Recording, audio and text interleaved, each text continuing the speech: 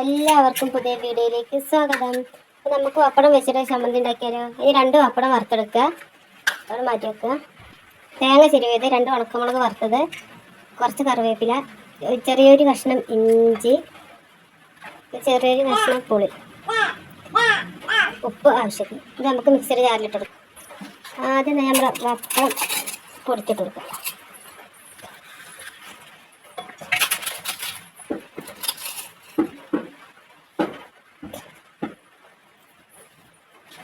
ഇതിലേക്ക് നമുക്ക് മുളക് ഇട്ട് കൊടുക്കുക. പപ്പടത്തിൻ്റെ ഉപ്പ് നോക്കിയിട്ട് വേണം നമ്മൾ ഉപ്പിട്ട് കൊടുക്കാൻ. ഇഞ്ചി, കുറച്ച് കറിവേപ്പില, നാളികേരം ചിരവിയത്. ഇത് നമുക്ക് അരച്ചെടുക്കാം. നമ്മൾ ഇതുപോലെ അരച്ചെടുത്തിട്ടുണ്ട്. ഇതിലേക്ക് കുറച്ച് വെള്ളം, നന്നായി അരിഞ്ഞ് കിട്ടാൻ വേണ്ടിയിട്ട് ഒരല്പം വെള്ളം. അപ്പം നമ്മുടെ ചമ്മന്തി ഇവിടെ റെഡി ആയിട്ടുണ്ട്. അപ്പോൾ എല്ലാവരും ഇതേപോലെ ഒന്ന് ഉണ്ടാക്കി നോക്കുക. ഇഷ്ടപ്പെട്ടാൽ ലൈക്ക് ചെയ്യുക, ഷെയർ ചെയ്യുക, സബ്സ്ക്രൈബ് ചെയ്യുക.